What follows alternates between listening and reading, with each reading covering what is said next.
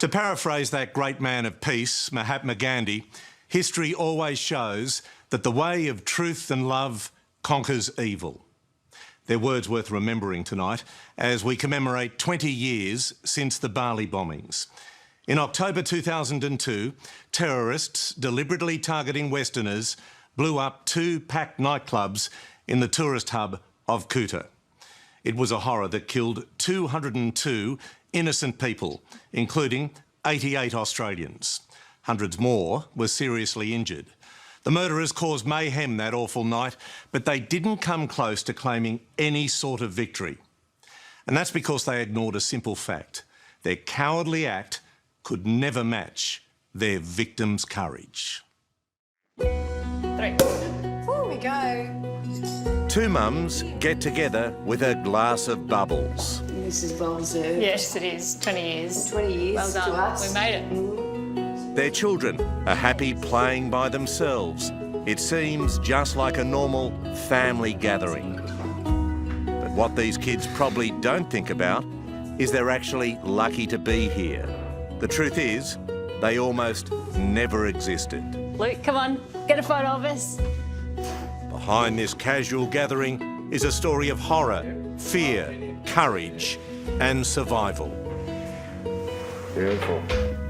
20 years ago, these 2 mothers, Nicole Mclean and Natalie Gould, were fresh-faced 23-year-olds, best friends, embarking on a Bali adventure.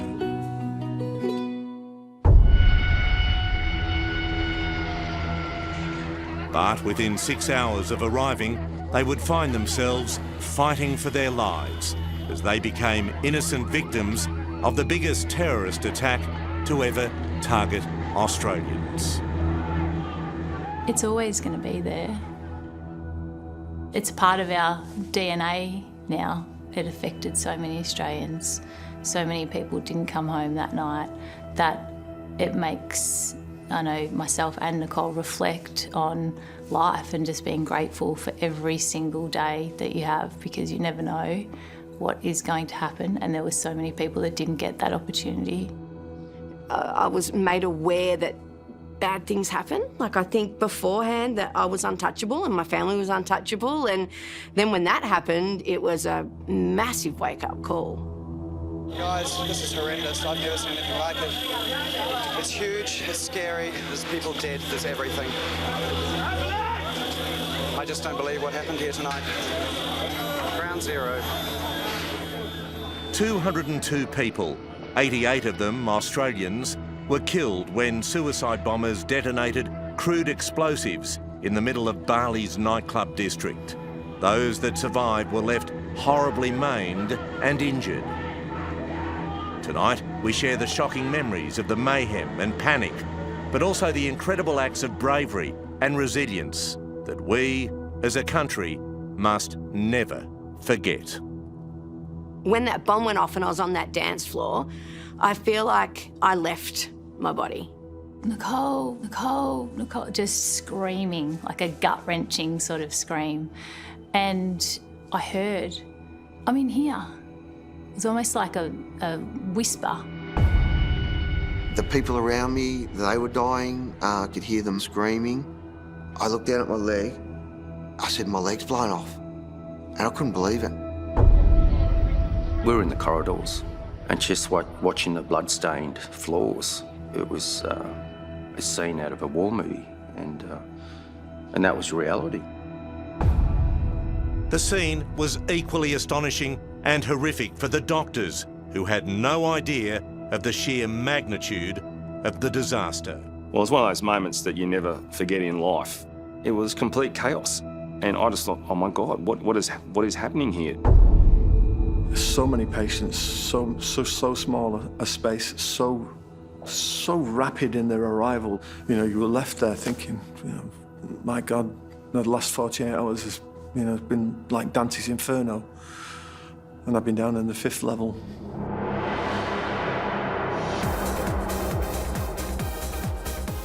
Saturday night, October 12, 2002. Aussie party favourites, the Sari Club and Paddy's Bar in Kuta, were pumping. Nicole and Natalie had been in Bali for just 6 hours when they decided to head to Paddy's Bar. And what was the atmosphere like in there? A lot of Aussies. There was people dancing, there was people chatting at the bar, just lots of young people on holidays, enjoying themselves, letting their hair down. Standing nearby was Perth roof tiler Peter Hughes and his mates on their annual catch-up. And what was your plan on the night of October 12th? We couldn't get into Sarah Club, and that's why we walked across the road into Paddy's, which wasn't so crowded. But Andrew Charby had managed to get into the nightclub and was drinking with some mates. Oh, it was a great night. We decided at 10:30 we'd go across to Sarah Club. We'd been there the night before. Nothing was different. Security on the perimeter. Walked into the place. Their stories are now part of the new Stand drama series, Bali 2002. No one that night had any sense that something life-changing was about to happen. Not even Nicole Mclean on the dance floor at Paddy's, unaware she was standing a metre away from a suicide bomber. People have said, you know, did you see him? But I was on holidays. I was not looking out for anything crazy, you know, that was not meant to be right. But just after 11 p.m, he detonated his suicide vest, packed with 5 kilograms of TNT. What do you remember of the bomb blast? I remember there a noise, a big bang, and I remembered seeing this big hot fireball do a complete circle of the club and hit me hard on my right shoulder, and that sent me flying. All of a sudden, just this explosion. It knocked me off my feet, knocked me forward, and just the noise. It was a noise that was so loud, and the heat was like, you know, when you open an oven and if you're too close to it and the heat just comes at you, the force of just, you know, pushing forward. And I had no idea what it was. Never in my wildest dreams would I ever have thought that it was a terrorist attack. But it was, and that wasn't the end of it. 40 seconds later, a van packed with 1,000 kilograms of explosives parked outside the Sarah Club blew up. It was designed to take out everyone fleeing the first bomb in Paddy's Bar. It felt like a large gas cylinder had just blown up right next to me. You know, I felt myself being thrown onto the dance floor like a rag doll, you know. It was a sensation that all occurred within 3/4 of a second. They might have survived, but this was just the beginning of their nightmare.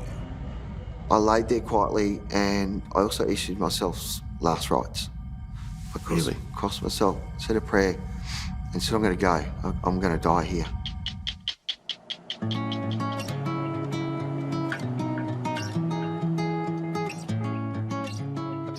Anyone who's ever met bubbly Melbourne woman Nicole Mclean will never forget her. She and I have known each other for 20 years because of Bali. She's a great friend.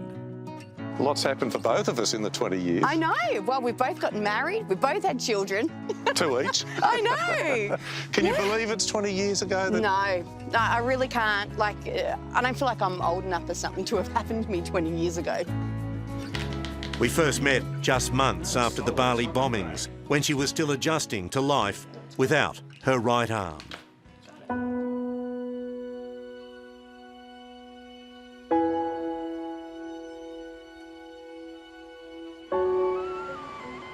Since then, we've shared many milestones, including a trip back to Bali and the birth of her daughter, Isla. Are you Mum's girl? But it's only now, 20 years on, she feels comfortable enough to bravely take me through the traumatic details of that night. And I remember looking down thinking, OK, I've got to get up, but my arm was in an unnatural position. So I remember thinking, yep, I'll just hold on to it, they'll stitch it back on. And my right thigh had been completely blown out. And there was also a big hole and my lower back, all on the same side, the right side. So I tried to get up but couldn't get up. 2 terrorist bombs had just exploded in Bali's nightclub district, Kuta. When the first bomb went off, Nicole and best friend Natalie Gould were at Paddy's bar. I sort of came to and I was on the ground and I stood up and I just thought in that moment, if I don't run, I'm going to die. I don't know what has happened, but I need to get out of here. And it's really hard for your mind to sort of comprehend that I was on holidays and I was having fun, and now, within a split second, I'm in a war zone. After the blast, Peter Hughes woke up to find himself in the middle of a swarming mass of injured people. I was flat deck on the ground. It was pretty much like a concertina effect with people laying on top of each other. It was black, it was dusty, a lot of dust. When I was sort of staggering to get up, but impeding my way was people because they were laying everywhere. So you were trying to escape through flames, over dead bodies, injured people? Mainly bodies. Across the road at the Sari Club, Andrew Charby immediately realised he was gravely injured. I woke up and it felt like I was in an oven. You know, my skin was burning. A couple of girls next to me, one was like a flame tree. She's in a white dress, she's on fire. I looked down at my leg. I said, my leg's blown off. And I couldn't believe it. I looked down at my right foot and my toes were missing, you know. And that's when I tried to stand up and I couldn't. You're on your own then, you're not thinking about anyone else. It's just a mindset of, I've got to get out of here. I've got to save me. I think survival that night was in a split second. Did you crawl the right way? Did you stay conscious? And you had to crawl through people, Peter. It was just shocking. But you know, you've got to make an instant decision. Are you going to die in there or are you going to get out? So I crawled away to the front of the club. And dragging your limbs, dragging a leg that was almost gone. Yeah. No toes. No toes, no. And where did you crawl to? Where did you end up? I was crawling towards the front of the club. But when I got to the front fence and I got to the gutter, that was where the crater was. And I fell into the crater where the car had blown up. Natalie Gould managed to escape the burning club, but outside on the street, she was in deep shock. I'm just trying to take in what's going on around me, and there's burning buildings, all the windows are shattered, the road out the front had sort of all collapsed in, there was injured people everywhere. It was chaos. You've escaped, you're in the alleyway, but your best mate, when does the thoughts of Nicole come to mind? So I was actually just physically checking myself. Okay, I've got all my fingers, got all my toes, I've got my ear. I remember actually feeling like this, yep, I'm all in one piece. And that's when I thought of, well, where's Nicole? I'm outside, where's Nicole? 40 minutes had passed since the bomb blasts, but Nicole was still unable to move. Nicole! Stuck inside Paddy's, she was now the last person left alive. Nicole! I just started screaming her name. Not Nicole, Nicole. Nicole, just screaming, like a gut-wrenching sort of scream. As I was walking back past the window, I heard, I'm in here. It was almost like a whisper. And I yelled back, I'm in here. And the weird thing is, our ears are perforated. There's sirens and alarms and people screaming and all sorts of, noises going on. And it was like we heard each other. So then you had to make a decision. Do I go back in? Split-second decision, yeah. To a club that's just blown up with a suicide bomber? Yep. And you did? Yep. But when Natalie finally found her best friend, what confronted her was shocking. That's really hard to talk about. Sorry. That's all right. You're going great. What did you say to her? Do you remember what you said to her? I stood over her and said, come on, we need to go. We need to get out. She said, I can't get up. And so I tried to lift her up. And I could see that she was badly injured, but I just knew that if we stayed there, that she was going to die. So she just yelled out from the club, and she just yelled out, "Somebody fucking help me!" Can you help me, please? Sir, I need help! With someone's help, Nat got Nicole out onto the street, but that's when the fight to save her really began. She was just a force to be reckoned with. She was just, she knew where we had to go, where we had to be, and she wasn't leaving my side. Give me your shirt! Give me your shirt! Get it up! Big shirt! She was ripping people's T-shirts off them and shoving them in my leg to stop the blood. She was just strangers grabbing tops and tying them around my arm. At the same time, Andrew Charby, with half his leg blown off, had miraculously been found by an off-duty Australian soldier who spotted him at the bottom of the bomb crater. He dragged me out of the crater and he dragged me across the road. What happened next? They put me onto a sheet of corrugated iron. They tourniqueted my leg, and in the second one, someone wrapped up my toes, and there was a guy that got a T-shirt, and he held his fist and a T-shirt inside my right knee, which saved my right leg. Time slipped by for Andy as he lay there, utterly helpless. The people around me, they were dying. I could hear them moaning and screaming. You know, myself, I laid there quietly, and I also issued myself last rites. I crossed myself, said a prayer, and said, I'm going to go. I'm going to die here. But I was at peace with that. How do you get to a point where you're at peace with that? To get to that point where you're giving yourself the last rites, that you've decided that, well, I'm done. I was losing so much blood. I thought I was going to die. I thought, well, it's time to go. Peter Hughes escaped the bar, but he had no idea he was suffering life-threatening third-degree burns to 55% of his body. When I looked down, I just saw my left calf completely shattered. I had cuts, my hair was smouldering, my arms was sore and swelling. All I had on was my jocks, nothing else. It all got burnt off. Go! Hospital! Hospital, go! Nat and Nicole were now on their way to the hospital, precariously sitting on the tailgate of a ute. All I wanted to do was close my eyes and go to sleep. And Nat kept hitting me on the face, slapping me on the face, saying, wake up, don't you leave me. And I said, I'm just resting my eyes, I'm tired. And she goes, no, you're not, wake up. But the help everyone desperately needed at the hospitals just wasn't there. Bali was ill-prepared for a mass terror attack. There were too many injured, not enough staff, and medical supplies rapidly ran out. All we had was water, all the way through, nothing else. And were you having any pain relief? Was anyone looking after you?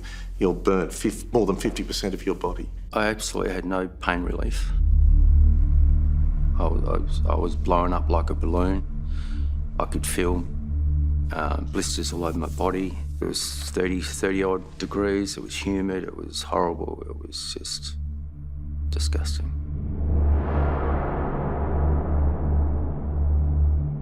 It was like a scene out of Pearl Harbor. These little nurses had their little white outfits on with aprons and their little hats, and they were covered in blood. And I remember seeing one just slide down the wall and just have her hands in her head, because they'd run out of everything, and they were hitting the streets for ketamine and heroin, trying to get any drug that they could get because they'd run out of everything. Heroin? Yeah, anything. The floor was just covered in blood. Yeah, there was some really, really badly injured people there. And that's when I knew that this is huge. For Nicole, time was running out, and so she suddenly grabbed Natalie's hand. And I said, I've just got to tell you something. And she said, what? And I said, my goodbyes. Like I was saying, tell Mum and Dad I love them and my family, and they've given me the best life, and, oh, sorry. And then she goes, no, you don't need to tell me all of this. It's all fine. And then next minute she spun around to a doctor and grabbed him by the scruff of the jacket, and she said, my fucking friend needs help, and pulled him to me.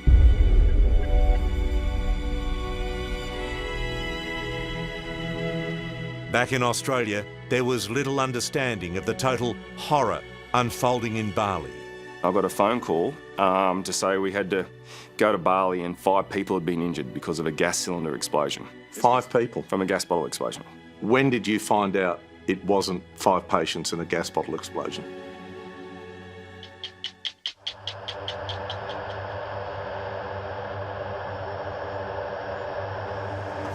So Peter, this is exactly what we had set up on the day. It's an intensive care in the sky. It was noisy, we had patients here. Walking through this Royal Australian Air Force C-130 Hercules, it's hard to imagine it full of badly burnt and injured survivors of the Bali terrorist bombings. You see how we had up to 8 patients all stacked top on tops like sardines. And you can imagine what it was like for a patient to have this much space. But for RAAF doctor, squadron leader Steve Cook, 20 years on, it's still all too real. How evocative is it being back inside this Hercules with 20 years on? Well, it just feels like yesterday. The smells, the sights, the feeling. You don't forget a day like that. On the morning after the bombs went off, Steve Cook was here at Richmond Air Force Base in New South Wales, about to fly to Darwin and on to Denpasar. With only limited information filtering out of Indonesia, no one back in Australia really understood the massive devastation in Bali. I got a phone call to say we had to go to Bali and 5 people had been injured because of a gas cylinder explosion. This 5 people? This was at 7 o'clock in the morning. When I heard that, I thought, well, 5 people on a C-130, that's a mission I can handle. And so I wasn't too fussed. But everything changed when they touched down in Bali. It was now late Sunday afternoon, 16 hours after the bombs detonated. So when you landed on the RAAF Hercules at Denpasar Airport and the doors opened of the Herc, what did you see? Well, it's one of those moments that you never forget in life for me, because the door goes down, it's oppressively hot, and it was complete chaos. Were there patients everywhere? How was it structured? Well, there was no structure when we landed. We started just to receive people in utes and vans started to arrive with no medical treatment. It was crazy.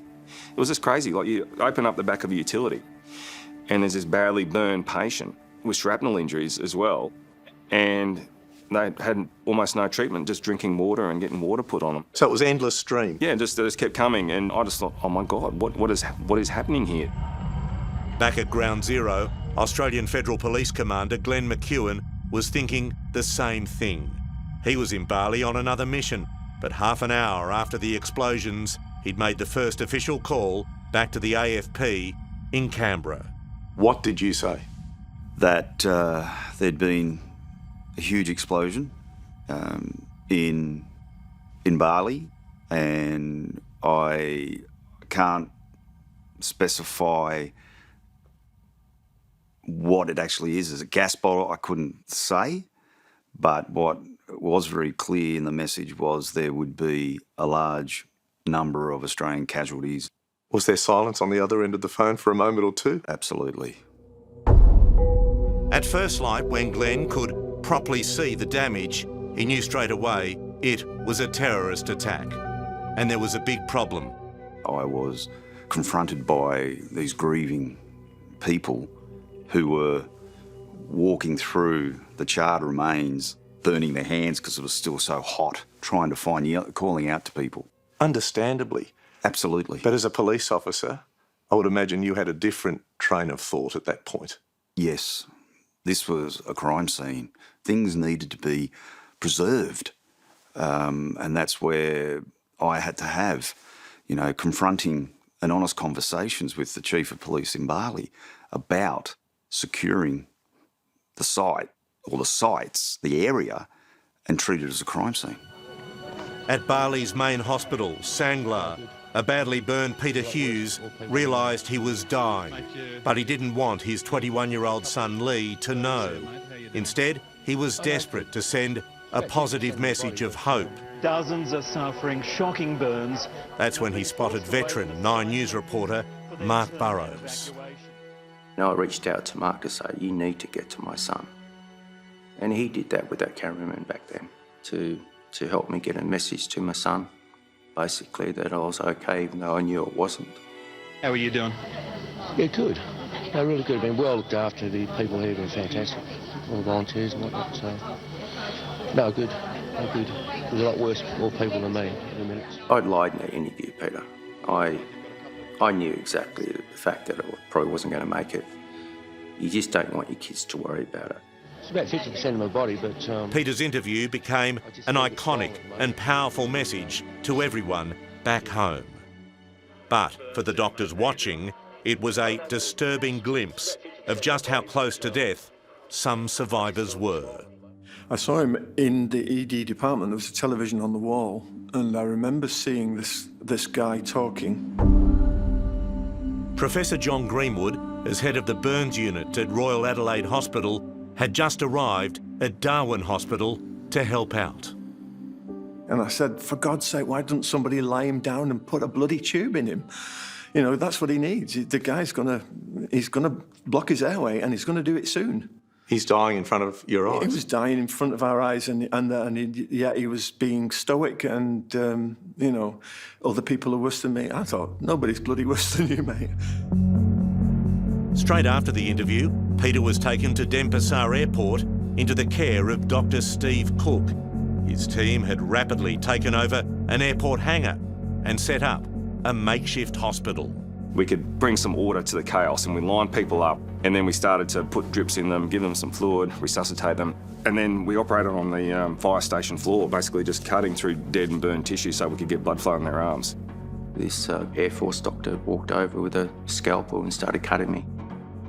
Yeah, both arms and both legs, and just to release pressure.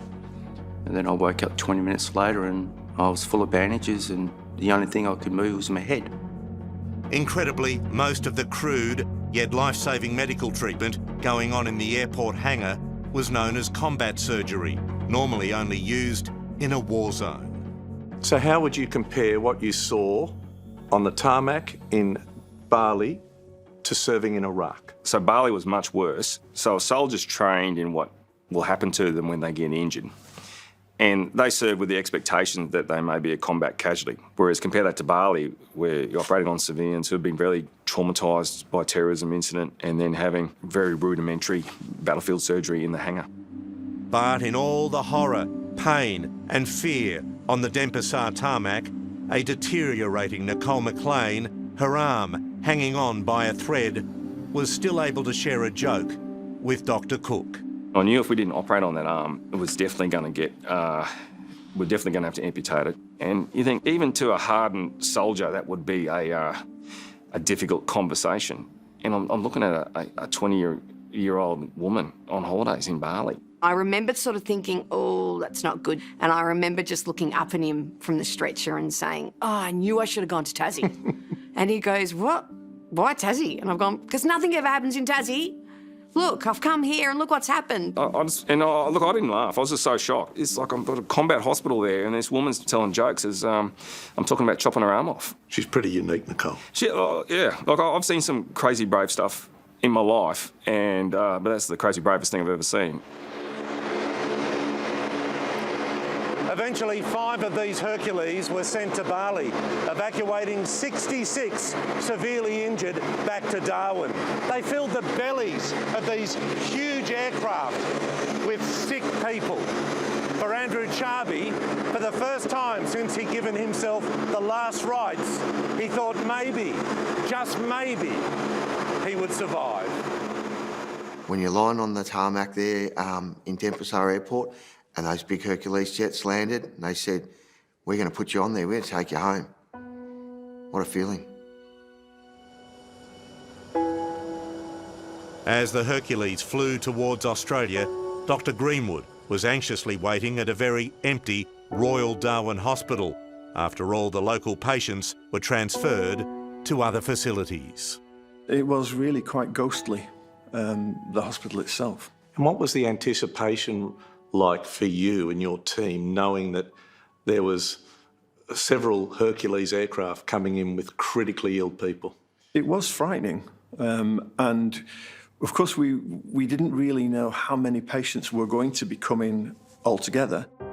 There were 8 patients on the first Hercules, and we thought, oh, maybe this, maybe there'd just be 8 on each. But I think on the second Hercules, there were in the 30s or even 40s, and they just started to flood the space, and it was then it became really, really quite confronting and a lot more frenetic. They just kept coming. After they were stabilised, survivors were sent back to their hometowns for more surgery. But Peter Hughes didn't go back to Perth. He went to Royal Adelaide Hospital with Dr. Greenwood. It's here that I first saw a gravely ill Peter in an induced coma and met his son, Lee. He's everything to me, especially, and I'm everything to him, I think. How do you keep going? Because I just want that. I want him back, you know. At this stage, his burns, I think, 54%. So, but he's hanging in there. Back then, Dr. Greenwood was extremely worried. He's got a fight on his hands? He's got a big fight in his hands. While Peter fought for his life in hospital, 2 fathers from Ulladulla on the New South Wales south coast were on a mercy dash to Bali, hoping to find their sons who'd been there on holiday. Well, we hadn't heard that they'd been found or anything, so we were just hoping that they'd be still there somewhere. Maybe in hospital, hurt, flown out. What do you got there, Bluey? The day we walked down the street. Oh, right. When we got to Bali. Total devastation, right? Yep. The grief of David Dunn and Robert Lewis is still palpable, even after 2 decades, as they sift through memories of their 2 sons. We took a heap of these over, remember, so that we could spread them around in case people had seen them. These dads can never forget how they lost their teenage sons, Craig Dunn and Danny Lewis, to terrorism, nor will they ever forgive the terrorists. And their furious bomb maker, Umar Patek, is about to get out of jail 10 years early. You kill 202 people and you get out after 10 years. 10 years. Hmm. Where's the justice? Yep. Where? We first met Dave and Robert 20 years ago when they arrived in Bali, desperate to find their sons. I want some answers. What's going on? I just want to find our boys. Yeah. I want to take my son home. One way or another, I want to take my son home. Chaos.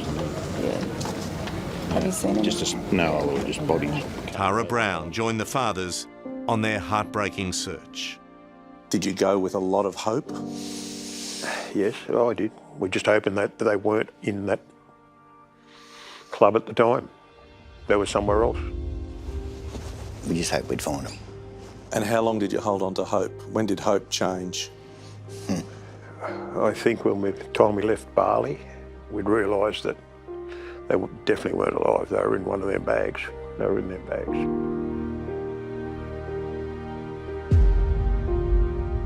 Sadly, Dave was right. The bodies of Craig and Danny were eventually identified and their families held a joint funeral to farewell their boys. For Dave and Rob, this is the heartbreaking place where they remember their sons together. Cheers. Cheers, boys. Cheers, boys. Oh, I think about it all the time, you know. What could have been, what? Dano would have been a great dad, you know. There's my grandchildren I'm not going to see, let alone my son. Oh, we've got on with life, but it still hurts every day, you know. Yeah, and it's still raw as can be. For survivor Peter Hughes, his road to recovery took months and many operations, but his scars run deep. It's a reminder when I have my clothes off. It just takes me back. But it's also a reminder of telling me how lucky I am to actually know that I survived and to know many other people didn't. To celebrate Peter's survival... Well, I've got a surprise for you. Oh, have you? Yeah, I've got someone I want you to meet. Oh, right. I wonder who that is. All right, mate. It's time to reunite him with someone very special. Oh, my God. The good doctor. Oh. Good to see you, mate. How are you so young and I'm so old and broken? No, good to see you. You look fantastic. Yeah, really, you do. For 2 months, 20 years ago, Dr. John Greenwood fought to save Peter. Today, John can finally explain to Peter just how close to death he actually was. And you were desperately sick. You know, horribly. I can tell you now that, you know, the chance of you coming through was very slim. And I was saying to Peter, you're just a battler. You got room for one more? Hey! Hello, buddy. Absolutely. How are you? Great to see you. Absolutely. Terrific. Absolutely. Glenn, you. great, Way too long long. time indeed. Yeah. Andy, Nice hello, to meet you, mate. Good to see you.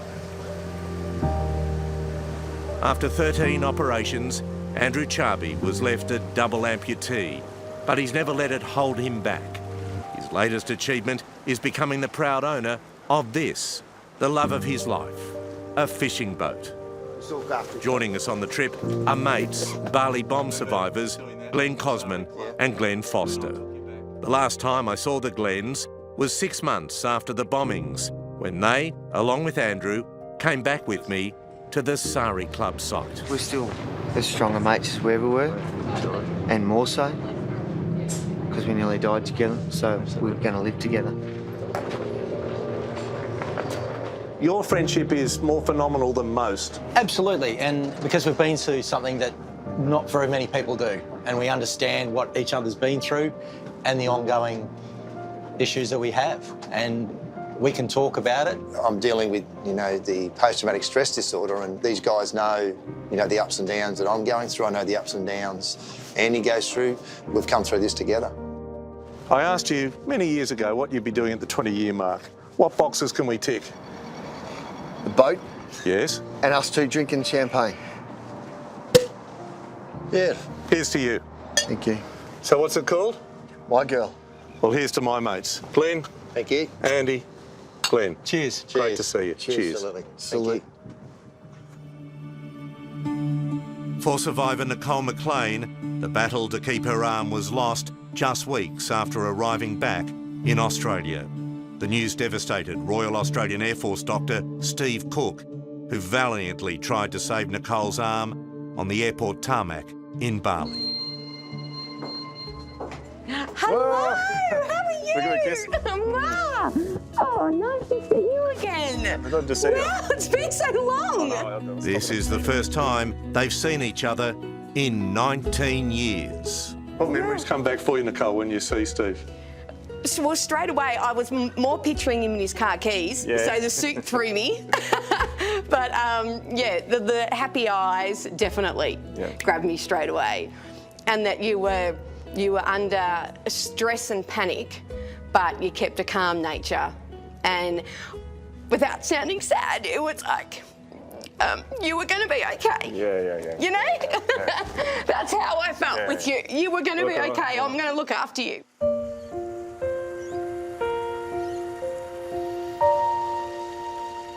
Oh, look, guys. Yeah. Here we This are is a again. nice day, isn't it? Natalie, Gould and Nicole are still the very best of friends, and now their kids are also growing up together. Today, they're visiting the Bali Memorial in Melbourne, another reminder to them all of just how fortunate the young mums are to have survived the horrific attack. What the very humble Natalie doesn't tell many people is that in the aftermath of the Bali tragedy, she was awarded one of Australia's highest bravery medals. The Star of Courage is awarded to Australians for acts of conspicuous courage in circumstances of great peril. And that was awarded to you for what you did to save Nicole's life. Yeah, it's very special. Not many people get awarded the Star of Courage.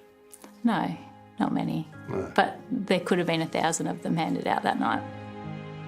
In terms of friendship, yours is absolutely unique, isn't it, in terms of heroic actions by this beautiful woman. Yeah, and saving absolutely. your life. Well, you know, she's my superhero. She doesn't want to believe it. She doesn't want the title. But it's true, like, yeah. No, she's my hero. She inspires me every day if things are, getting tough, I think about, well, how Nicole deals with her life. We have a pretty special bond, and I don't think that will ever be broken. We know what we went through together. It's not lost on any of the survivors that their names could very easily have been on the monuments across Australia in memory of those who died. For Nicole Mclean, she'll forever remain troubled by the fact she survived, but so many others didn't. And I think of them a lot. I think of, What do you think of? I think of the people that died a lot. And I don't think it's survivor's guilt, maybe. I don't know. I think about their families. I wonder, whether they look at me and think, well, why are you still here and my daughter's not? I don't think they should be forgotten. And they're not forgotten? No, well, not by me anyway, or my family. It's more about reflecting on those people that didn't get a chance to live their lives like what we have, and we've been able to become mums and, all of those things over the past 20 years that so many young Australians didn't get to do.